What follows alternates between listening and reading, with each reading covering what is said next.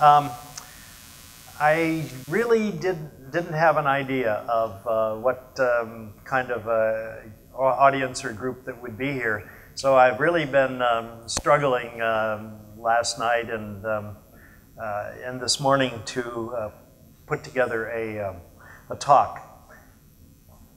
And it's kind of like what happened to me 2 weeks ago. I flew to Milwaukee, and there was some miscommunication, and I'd spent all day Saturday preparing a talk for that Sunday morning.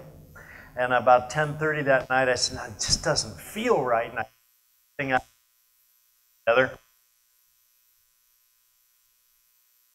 In, and I was primed. So I saw the, how much time do I have? He said, 10 minutes. Really? Come on, how much? 10 I'd flown from California, went to Chicago, drove, all this sort of stuff. And I almost have that same kind of feeling. I did all that preparation, and then the 10 minutes really kind of threw me off. So, I'm out of here. That's it. This is not politically, it's politically incorrect. And I learned this one about a week ago. There was one Rotary Club that I would speak to over the years. Many times I was there. And I called them. I said, I'm going to be in town, and you know, can I speak? Well, yeah, and they kind of hemmed and hawed, and he said, well, you know, the last time you were here, we had some complaints. I said, really? Yeah, you know, they thought you were trying to convert them. Now, just don't, you know, don't get converted. And there was nothing like that. And so then I showed up to speak, and they got a whole new board of directors and the new president. She starts in this. We got to be very politically correct here, and we can't say anything. We don't want to upset anybody and all that sort of stuff. Went on, and it was. I said, no, I'm not speaking to any more Rotary groups. I mean, if you have to go in and you can't say anything that might step on somebody's toes, I don't intentionally try to do that. But I found last night, warm, politically incorrect. For a lot of people, I'm sure some of the things I'm going to say are politically incorrect.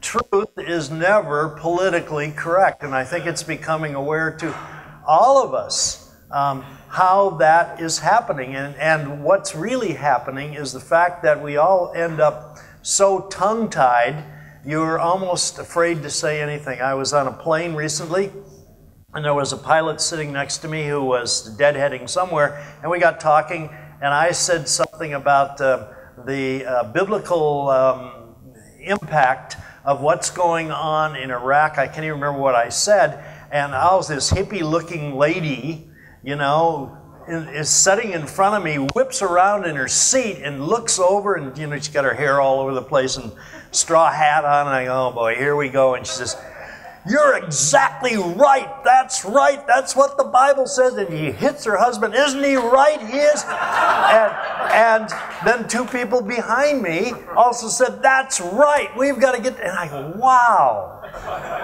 There is really, people are suppressed in what they feel they can say. I mean, it was, you know, it was silent in there until that thing happened. And here, there were 6 people going, yes, that's right, that's what the Bible says.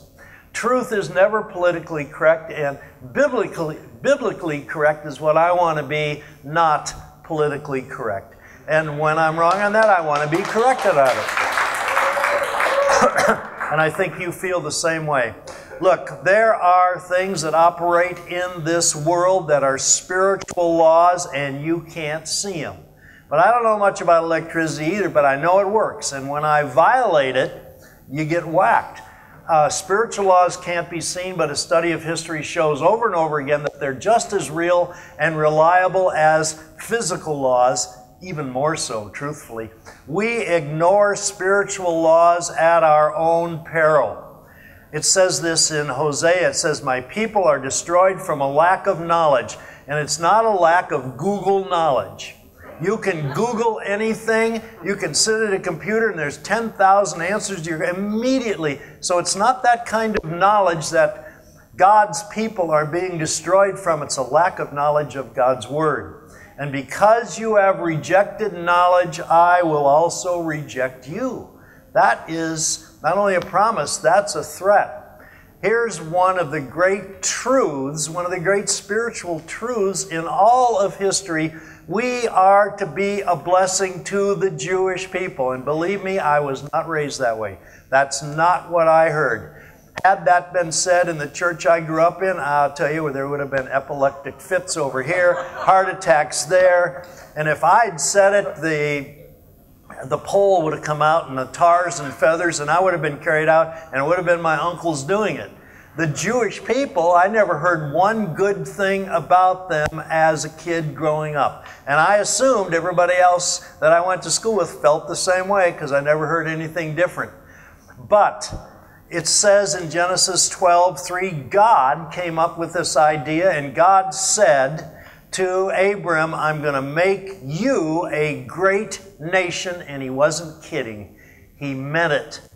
I'll make you a great nation, and I will bless those who bless you. You want to be blessed? Better find out who that great nation is and be a blessing to them, because they're Abraham's descendants. And whoever curses you, I will curse. We want to talk about blessing all the time. Very rarely does a thing about cursing ever come up. And in you, all families of the earth will be blessed. I thought I knew what that meant until a couple of years ago, and then I saw a whole new facet to it. How do you curse Israel? Well, and when I say Israel, I'm talking about the Jewish people, I'm talking about the nation of Israel, I'm talking about Abraham's descendants, because that promise and that threat were made through Abraham's descendants, and they're the Jews today. Where it says, whoever curses you, that first use of curse is an unusual word in Hebrew. It's galal, and it means to treat with contempt. It's not swearing at somebody, you Jew, blah, blah, blah, that sort of stuff. I used to think cursing was saying those bad words. I'll pass that up. I knew a joke about that. Anyway, never mind.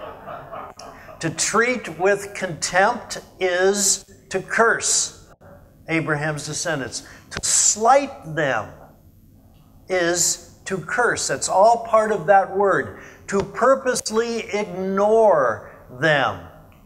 To disesteem them. Or to remain silent when you can speak up and defend. Now that's much lower level than swearing at somebody or saying things about the Jews and all that other stuff. It's to ignore them. It's to slight them. It's to treat them with contempt.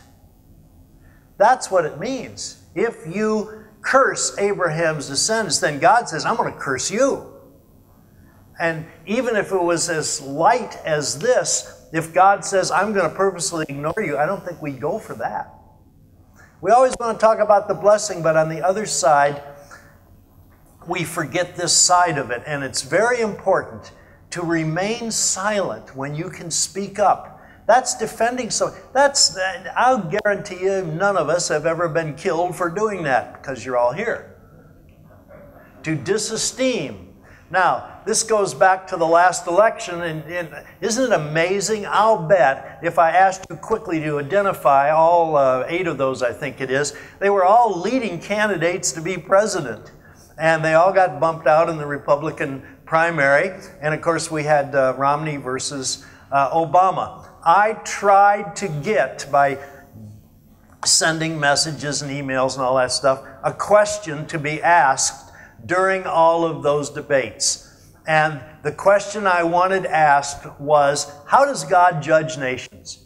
I wanted to see them tap dance on that one. Here, all these people want to be sitting in the seat of the most powerful individual in the world, and I wanted to see what they said. Does God really judge nations? You know, is there really a God? And all those kind of things. I would have loved that question to be answered. How does God judge nations? By what standards are nations judged? Here's the bottom line, and then I'll show you why. Nations have been, they are, and they will be judged by how they treat Israel and the Jewish people. If that's news to you, if that's some, whoa, I didn't know that at all, then pay close attention, because that's what Scripture says. In Joel 3, 1 and 2, it says, "In those days and at that time when I restore the fortunes of Judah and Jerusalem." And you may say, oh, well, that's future somewhere. Somewhere in the future that happened. But my last 40 years have been spent in studying and reading everything I can about people, how they were treated by nations, good and bad, and all those kind of things. And something unusual is going on in our time. Really unusual, because it's never happened before in history. God is restoring the fortune of Judah and Jerusalem right now.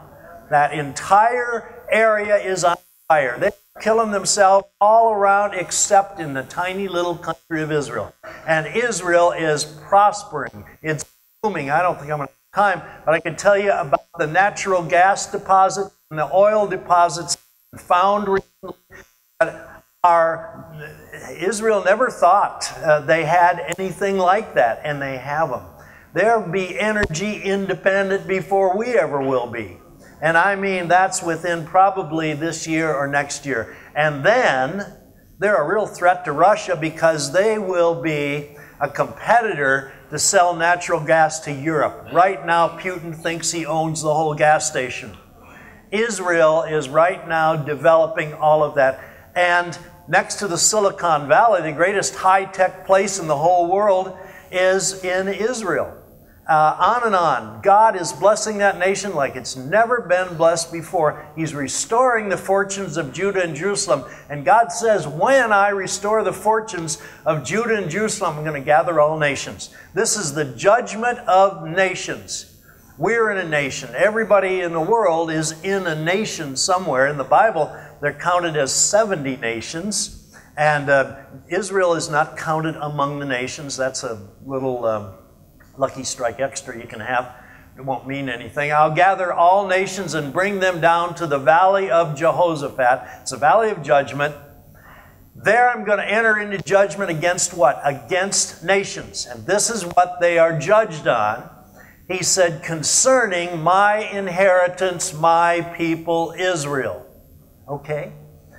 God is going to judge nations about something, how they treat His inheritance, His people Israel. And then He tells us what those two things are. For those nations that get judged on this, they scattered my people among the nations. Now we know from history the nations that drove the Jews out of the land. But what we don't seem to recognize is there are nations who have kept them from coming back. The last one on a grand scale that did it was Great Britain. By the way, it's no longer Great Britain. Okay? If you could say that, it would be much easier.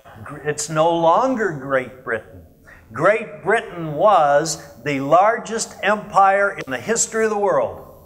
1917, the sun never sat on the British Empire. All over the world.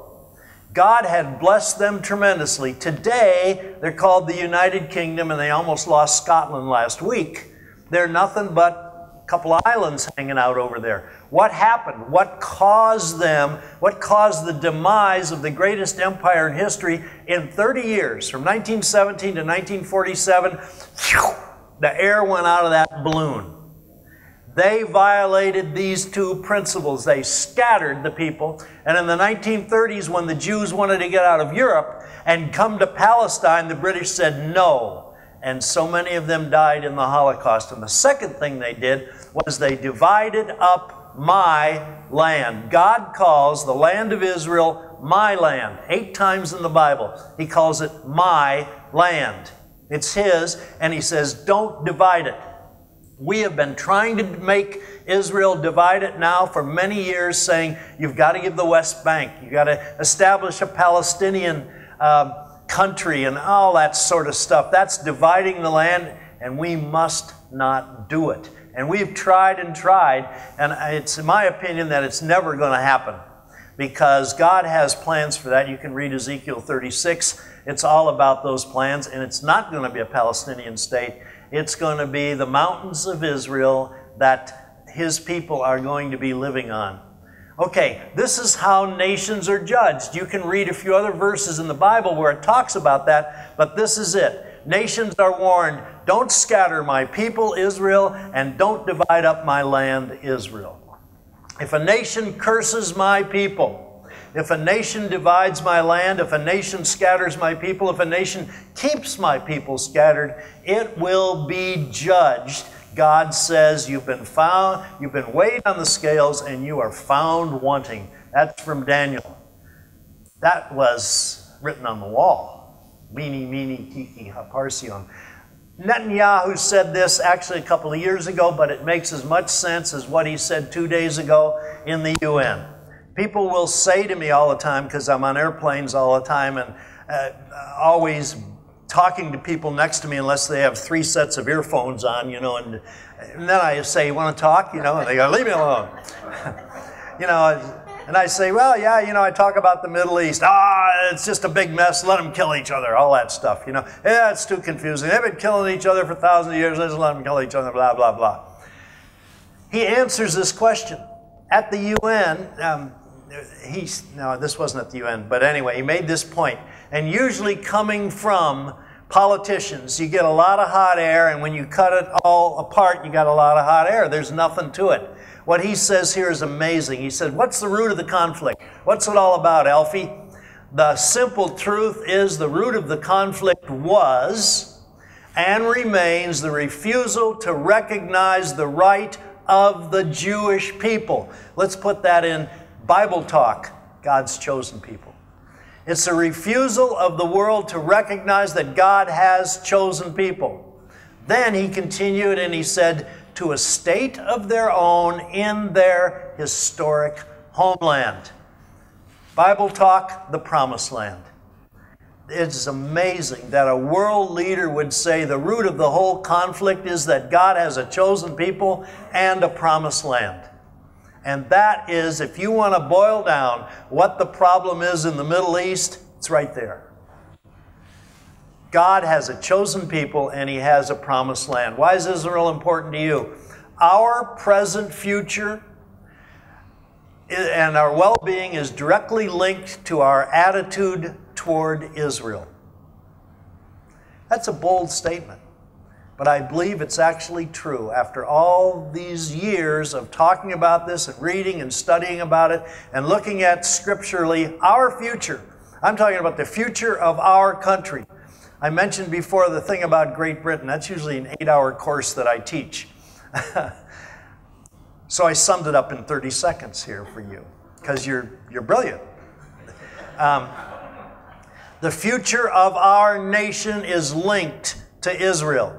If we continue on the path that we've been on, certainly these last 6 years, we are on the edge of a very slippery slope, and what took 30 years to end the British Empire could happen overnight to our country, and we need to wake up to that truth. Our present and our future well-being is directly linked to our attitude toward Israel. And our attitude toward Israel is really our attitude toward God, because God's got a lot to say about Israel in the Bible. 141 times he says, I'm going to bring my people back to it. And he's doing it in our lifetime. He's doing it this very day. And most people say, you know, it's one of those countries over there. Just let them kill each other. Who cares? Why are the Jewish people important to us? Our well-being is directly linked to the Jewish people. Whether they're in Israel, whether they're here, wherever they are. By the way, there's only 13 million Jews in the world, as best as anybody can determine. 6 million are in Israel. 6 million are in the United States, and there's another million scattered around the world. It's a tiny percentage of all the people in the world, and yet God chose them, and he chose them for a purpose. Our attitude toward the Jewish people is our attitude toward God's revealed word. And I really had to look at my heart for a long time to understand that, because what's sown in there when you're little and what you hear all the time takes root. And it's there, and you may tamp it down, but oftentimes it takes a good slap in the face to wake up to that. I won't go into all those experiences. Why should we support Israel? we support Israel because the Word of God supports Israel. That ought to be bottom line. And never mind all the other stuff. If the Word of God supports Israel, then that's what you should base your life on. And the Bible tells us it's our duty to do it.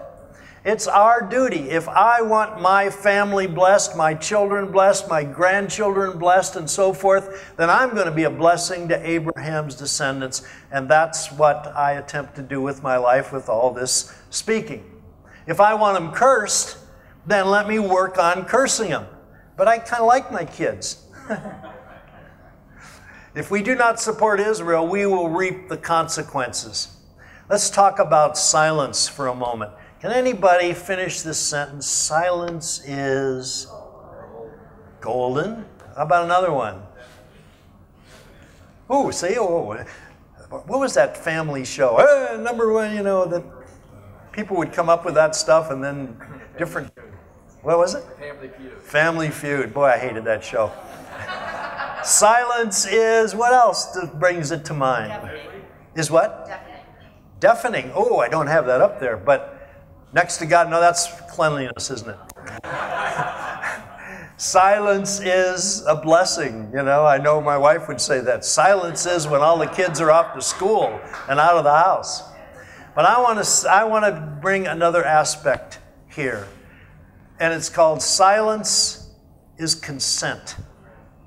And I'll tell you, when I really learned this, I had no idea Tim was going to mention something about the Tet Offensive, but I learned it during the Tet Offensive many, many centuries ago when people were in Vietnam. Oh, that's not the one coming up. Anyway, it's the same thing. What I learned there was that when I was on the radio, and I was an officer at the time, and I was responsible for people in operations, and if I was on the radio and I heard something that was wrong, I heard something that was going on that was bad, I heard something like that, and I said nothing, I gave it my consent by saying nothing. If I was silent, that was consent. I had a duty to get on the horn and say, hold it, stop, whatever you're doing there. And I'll give you an example why and why it really stayed with me. Some of you remember this picture. This was one of the pictures that turned Vietnam around. This was the chief of the Vietnamese police. This was during the Tet Offensive. This was just one street over from where I was at that time. I was with the Vietnamese as an advisor, and they caught one of the Viet Cong. And this chief of police, who ended up owning a liquor store down in Orange County, walked up and shot this guy in the head. And actually, a Vietnamese, from what I was told, a Vietnamese photographer took that picture. But the credit was given to an American because he was afraid this chief of police would kill him. There's a big, long story here. I won't go into the whole thing. But it was a very key incident that happened. Now, as an advisor with the Vietnamese, I had some Vietnamese officers, one in particular, whose family had been murdered by the Viet Cong very brutally. This guy was a big guy. And the fear was, and the rumor was, that whenever he got a prisoner, he'd kill that person right there. I don't want them killed. I want prisoners. I want to learn from them where their unit was, what's going on. Prisoners are very important to have. And so when I'm monitoring my Vietnamese units that are out there, and whenever I'd hear that this guy would get a prisoner, I'd beat feet as quick as I could to be there so he wouldn't kill him. That's why I remember silence is consent. If I heard they had a prisoner in his platoon and I did nothing about it, in many ways he would have taken it as consent. Yeah, I'll just kill that guy. I mean, it was a brutal war. Okay, silence is consent. In our lives, many times, by being silent, not saying the kind of things we ought to, people take it as we are consenting to that. Anyone recognize this old guy? Okay, how about if I put a collar on him? Anyone recognize him? The guy from El Salvador. Pardon me? Is that the guy from El Salvador? No, I'm not sure. I'm not even sure I heard you correctly. You might be right. But anyway, his name was Martin Niemöller. Most people have forgotten who he was, but he lived into the 1980s. But he was a person whose name really became known because he didn't speak up, because he was silent, and he lamented this the rest of his life. He was a pastor from Germany. He had an opportunity very early to speak up against Hitler and didn't do it. So after the war, and I'll show you a little bit more about him, you may be famous with this statement. He says, first they came for the socialists and I didn't speak out because I wasn't a socialist. In World War I, he was a U-boat hero. People knew him. So he had a background of being a very courageous person. But when Hitler came into power and they took away the trade unionists, he didn't speak up while that was happening. He said, after all, I wasn't a socialist. Another word he often used was communist. I wasn't a communist, so I'm not going to speak up. Then they came for the unionists, and I didn't speak out. I wasn't a trade unionist. After World War I, he became a theology student.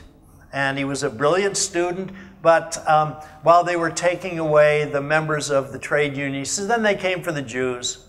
After all, I didn't speak out. I wasn't a Jew. Why should I stand up for them?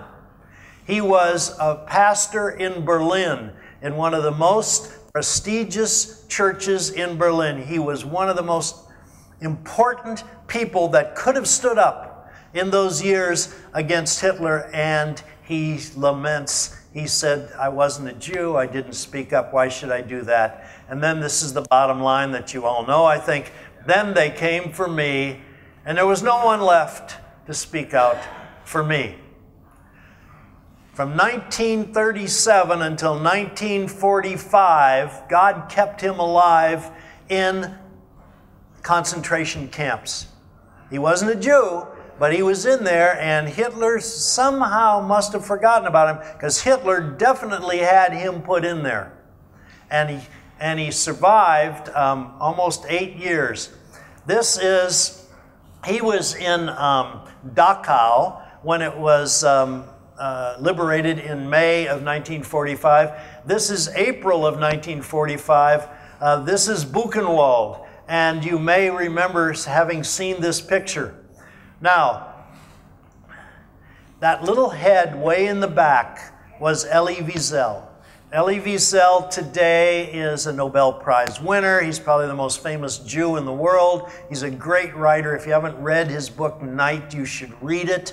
It's tremendous. Writing about what he went through. He was a survivor of that time.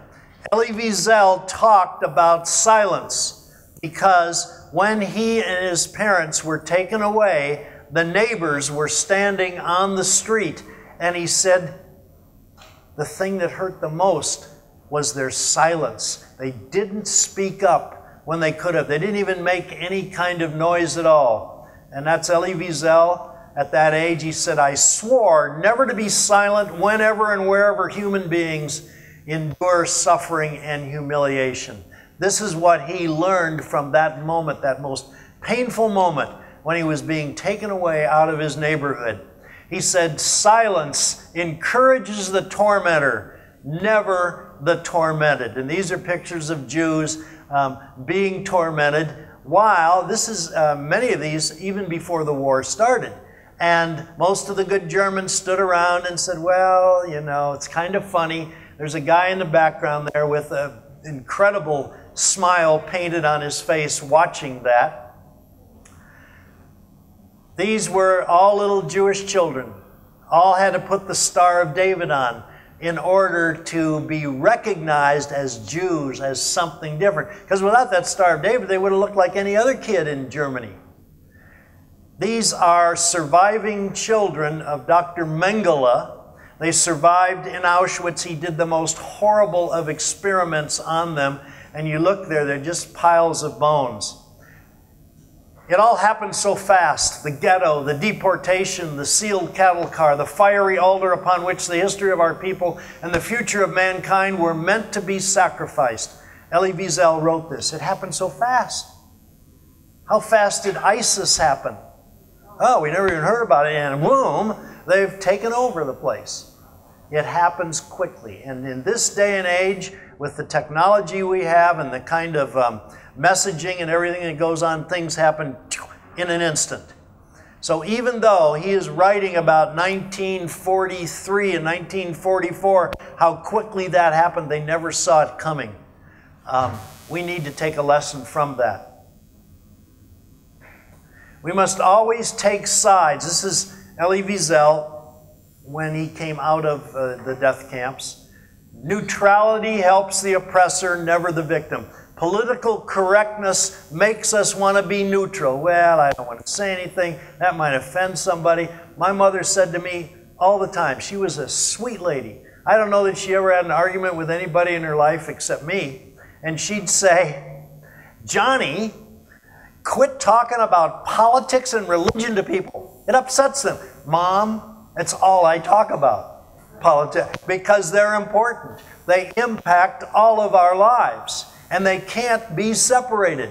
Well, I really have no opinion. Baloney. You better get an opinion. We live in truly the greatest place in the world. We have a representative republic, and we have a voice in how that goes, and the church has been silent too long. And when you start looking at what the church has done when elections come, you want to throw up, because people in the church should have a biblical viewpoint on issues.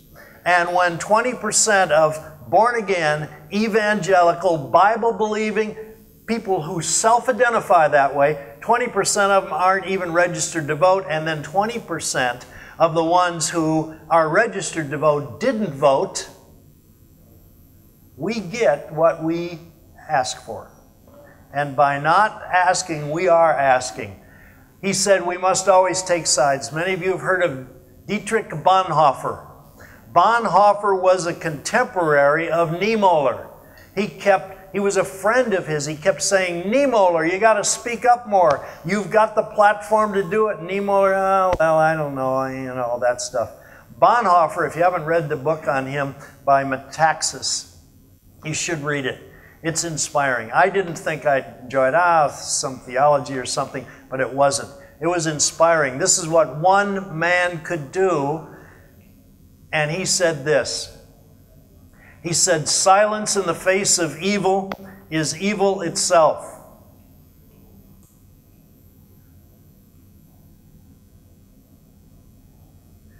God will not hold us guiltless. Not to speak is to speak. Not to act is to act. And he did act. He did the best he could, and even though he died in the end, Hitler had him hung, his legacy lives on.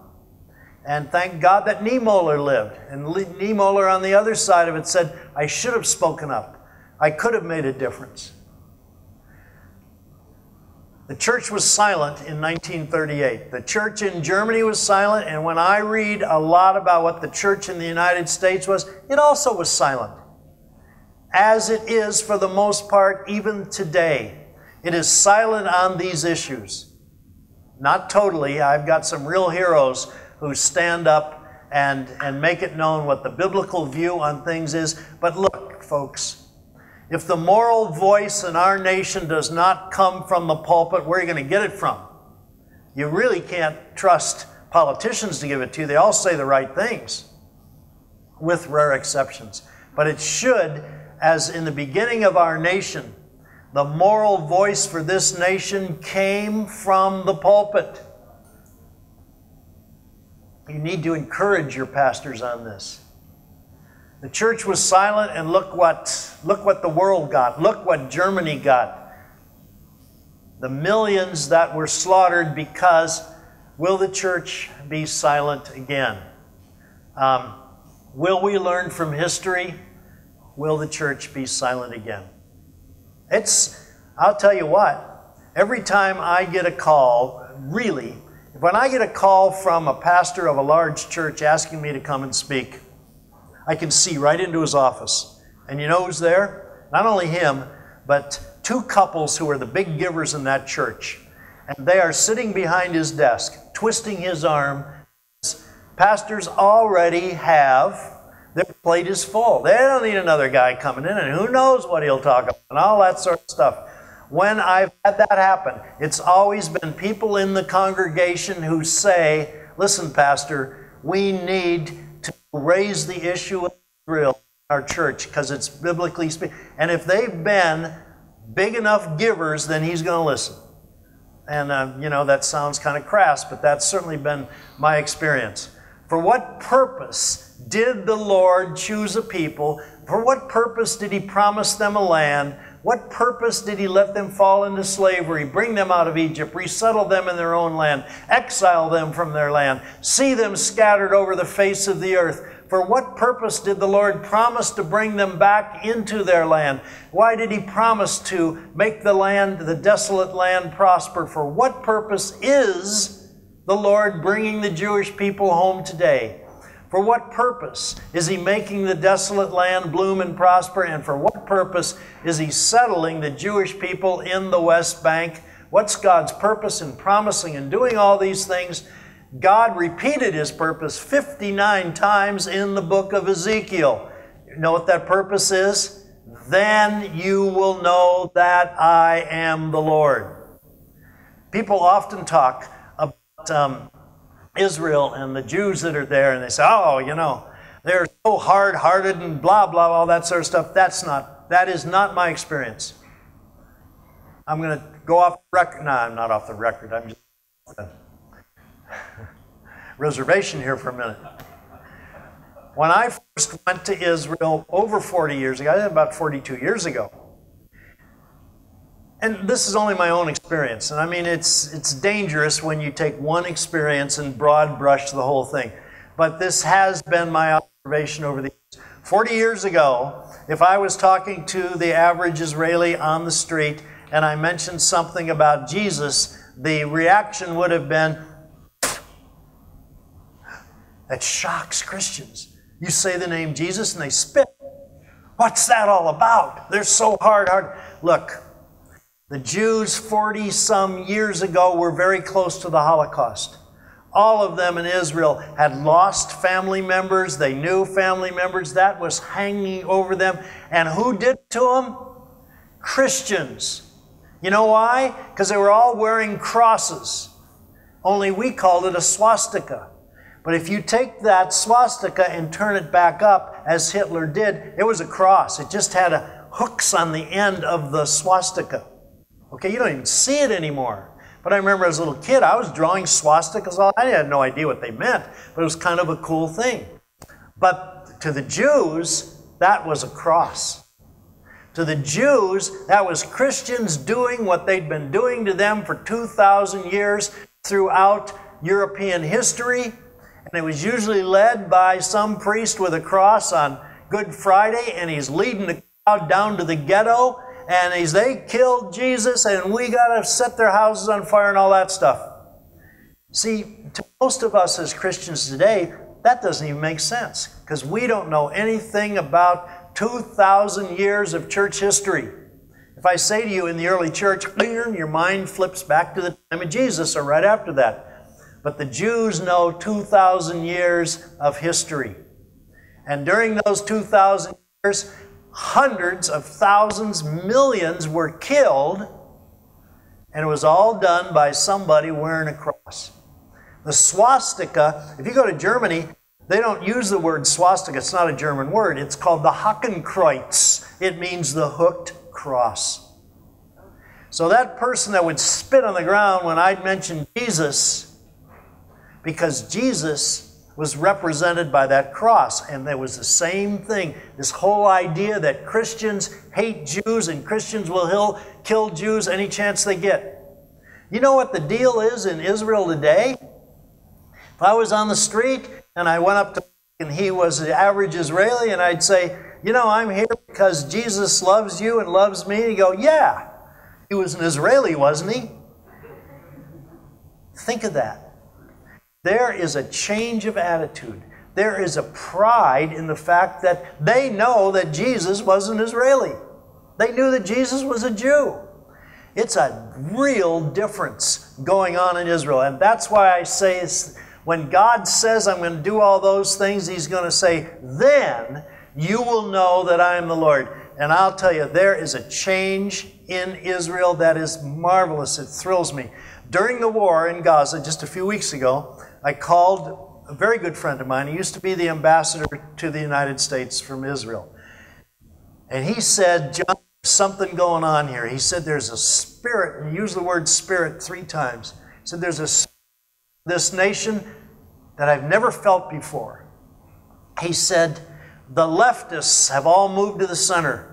The centrists have all moved to the right.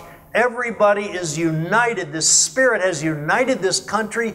We've got to finish the job with Hamas. And to hear him say that, this is a well-seasoned diplomat, to talk about a spirit and talk about a sense of uniting. And it is my belief there is a tenderness of heart that is touching that nation that has never happened before. They have never seen people like you and me sitting and talking about Jews. They've never seen from Gentiles unconditional love. There's always been conditions. Oh, you're a Jew? Here's a tract. Okay? As soon as you convert, I'm really going to love you. You don't want my tract? Yeah, you hard-headed Jew. I'm moving on. That's our attitude. They have never seen unconditional love. The kind of unconditional love that's Christ in us that should be spread out to anyone, no matter what their background, even if they're a lawyer. Oh, come on. Are you a lawyer? Okay. Sorry. I just wanted to break the tension there a little bit. God says, I am doing these things, and then you will know that I'm the Lord. Not only Israel, the world will know that I'm the Lord. And the world ought to be paying attention now, because He's doing these things in Israel right now. That place is its socks are being blessed off. It's the truth that must be accepted before events in the Middle East can be understood. When's the hook come? I don't know where I am. Netanyahu said this just the other day. He said, we're using missile defense to protect our civilians, and they, meaning Hamas, are using civilians to protect their missiles. And then when he went to the UN, he modified it a little bit. He said, Israel used its missiles to protect its children. Hamas used its children to protect its missiles. You need to know that there is always, it doesn't matter, whenever Israel goes to war to defend itself, it has to end up defending itself to Europe, to everybody else, and practically the entire world will find something wrong with Israel. It's no longer appropriate to say anti-Jewish things, okay? Those anti-Semitic things that I was raised with, that I heard all the time. You can't do that anymore. But you can say anti-Israel things, anti-Zionist things, and it amounts to exactly the same thing. It's just got a new name to it. Those are the child survivors in 1945 that we just saw. It reminds me of Ezekiel. Son of man, can these bones live? I said, O sovereign Lord, you alone know. O my people, I'm going to open your graves and bring you up from them. I'll bring you back to the land of Israel. Then you, my people, will know that I'm the Lord when I open your eyes and bring you up from them. And these are the young girls in Israel. This picture was taken on Jerusalem Day. These are granddaughters of those Auschwitz survivors. Look at that. They came up from the graves. And so how vibrant they are. These are a famous picture from Dachau, the Dachau concentration camps. Oh, if I start on this, I'll tell you just a little bit. These people, the days that they were liberated, they didn't even want to be alive. They didn't want to sleep. You know why? The last things they were afraid to dream. If they dream of their wives and their children and knowing they went into the flames, all that, they didn't want to sleep. They didn't know what to do with themselves. They say, why am I alive? I don't want to be alive. This is too, I want my thoughts. There were many suicides after they were rescued. These are survivors. Son of man, these bones are the whole house of Israel. They say, our bones are dried up, our hope is gone, we are cut off. This is what the sovereign Lord says, come from the four winds, O breath, and breathe into these slain that they may live. So I prophesied as he commanded me, and my breath entered them. They came to life, and they stood up on their feet. A vast army is what Ezekiel saw coming out of that valley of dry bones. And this is that Israeli army today. And these are the grandsons of those survivors. Of course, Bob and I are very proud. Been in the Marine Corps and all that stuff, but I'll tell you what, there's no army like the Israeli army. They conducted themselves in Gaza and in other areas, and I won't even get into that, but praise God for them. I think, okay. Who are those Israelis anyway? What makes them different? What makes them tick?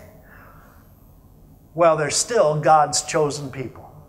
No matter what replacement theology says, he hasn't replaced them. God's fulfilling his promise with them and within his promised land today.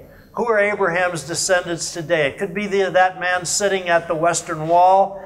It could be this Hasidic, could have been David Ben-Gurion, but he died. It could be that little girl down in Tel Aviv. It could be these triplets at the Western Wall praying. I didn't see this. I picked it up off the internet, but it's such a compelling picture.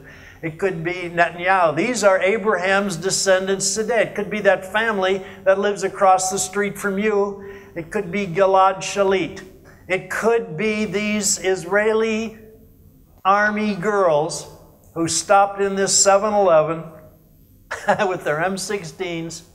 This tells you something about Israel. Everybody carries guns and nobody worries about it. And the other thing is, nobody robs 7-Elevens. Because who knows who you're going to run into. It could be this man who was a friend of mine. A man who I really admired. His name was Ami Cohen. And Ami Cohen was a lieutenant colonel in the U.S. Army. And Ami, I coached his son. One of the things I did for about 8 years, I think, in the summers was I ran baseball camps in Israel because I wanted to give something to Israel. And Ami, that big old guy, used to come out and sit in the dugout. And I knew his son, and his son was a great catcher we had. And then when he graduated from high school, went in the Army, but every night he'd come back from the Army and he'd throw his M16 in the corner of the dugout, put on the catcher's gear, and hop out there. And his name's Nadav. And this big old guy was sitting over there in the dugout, and I finally got to know him. And I said, what do you do? He said, oh, really? Said, would you like to see an operation? I said, well, yeah. And so the other guys that I was coaching with, both these guys had been former major leaguers. We said, let's go. And we thought that we would be sitting up in a balcony looking down to see this operation. We got there, he said, here, there's the scrubs, put them on. And brought us right up to the table. And I'm right next to him. And here's all these Jewish doctors. And they're operating on a little Arab boy. The Arab boy was already open. Dr. Cohen he's got me right at his right hand. And I was a PE major, so I took a lot of kinesiology and anatomy and all that stuff. The only thing I ever operated on was a cat, and it was dead, frozen, So he's going now, and he's going through all this stuff in there, and he's showing me this, and the atrium's here, and oh, there's a hole in there I didn't know about. It turns out he was a cardiac pediatrician, operated on babies' hearts. Big old hands, and they're in there. He said, oh, I'll sew that one on the way, I'll sew that on the way up, and he goes like this, and finally, I almost fell in. And I'm crying. I mean, I was so moved by what he's doing, and he's taking the time to show me all this. And he said, we had to sneak this boy in the hospital. He said, Arafat won't let us operate on any Arab kids. So we found a way, we sneak the Arab kids in and I operate on them. Oh, wow, that's pretty neat. He goes, I think I got it sewed up now, and they got some kind of a contraption where there was some other pump. He said, turn that off, let's see if it works. He goes, oh, blood. Oh, yeah, it's good, I'll sew it up.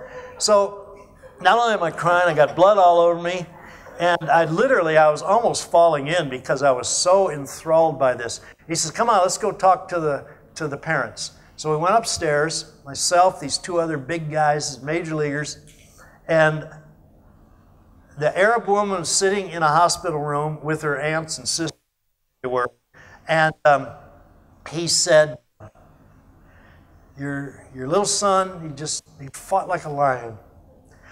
And everybody's going, he said, he's going to live. And the mom is hugging this big old Jewish doctor, and she's crying, and he's crying, and all the women are going, woo! You know, they're all jumping around, and the anesthesiologist was a Palestinian, and he's there with us, and he asked me, and he said, you know, television's on. He said, you want to know what it's saying? It was a Friday afternoon. We're watching the imam preaching from the mosque. He said, it's not nice. He's talking about killing Jews.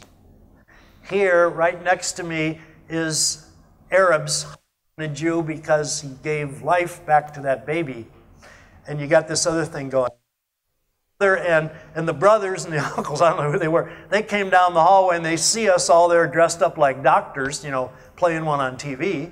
And they think we're doctors. You know, we got blood on us and everything. And they're giving us paper clips and pencils. I mean, they had nothing to give us but those kind of hugs.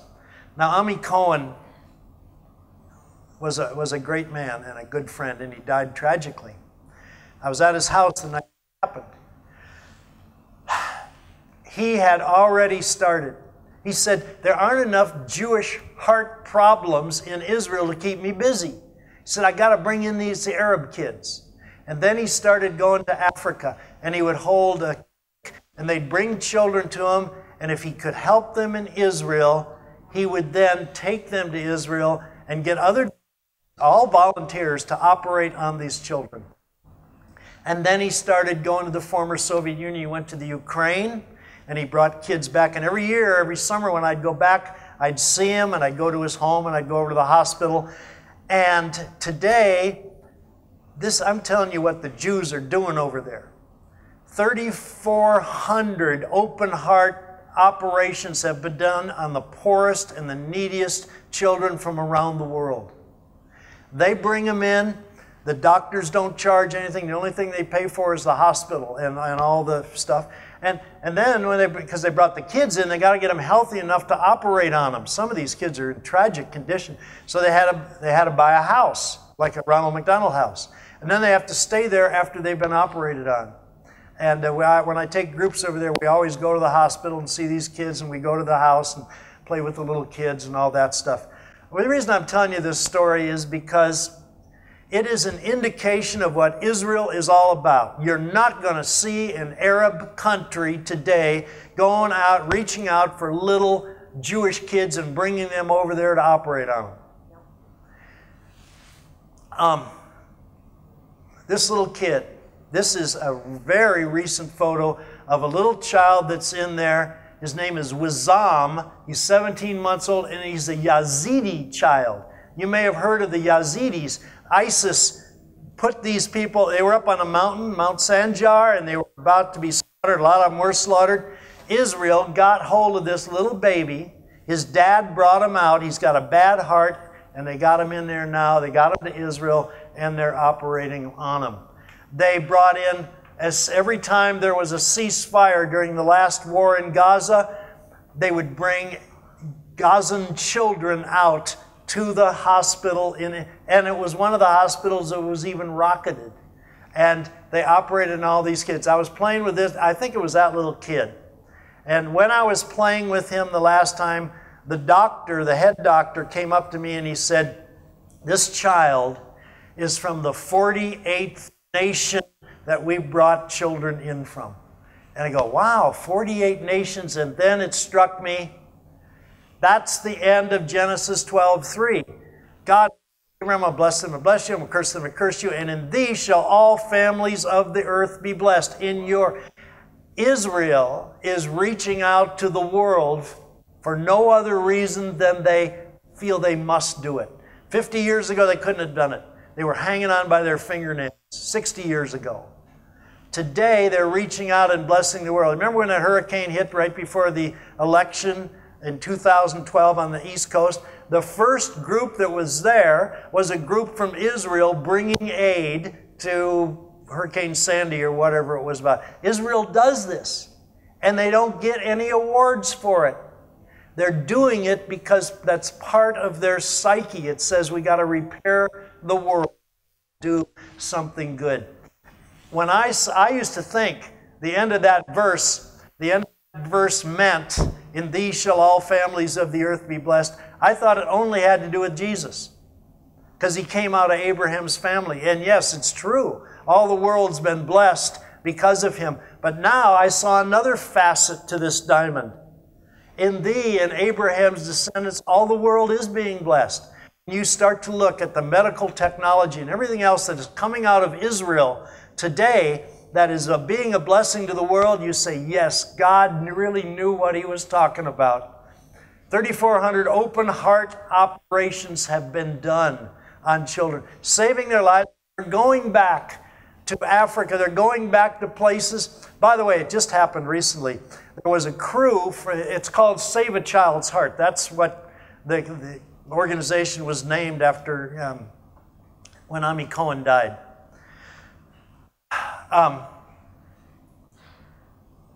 What happened with, they had a crew that went to Africa, to a country in Africa, I forget what it was, and they brought in children to see with real heart problems. They can't do anything in those countries like they can do in Israel.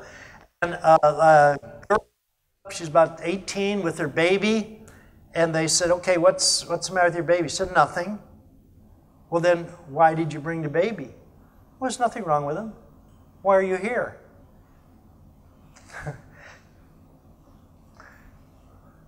10 years ago, you operated on me, on that girl. That 18-year-old girl, 10 years before, they operated on her heart. She's alive. She's having children. And, sorry. Jesus was Jewish. I had no idea as a kid Jesus was Jewish.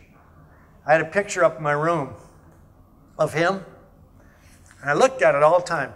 Besides the cowboy and Indian drapes I had there, I'd studied. I mean, no kid goes to bed and wants to go to sleep, right? I studied those curtains. I knew those.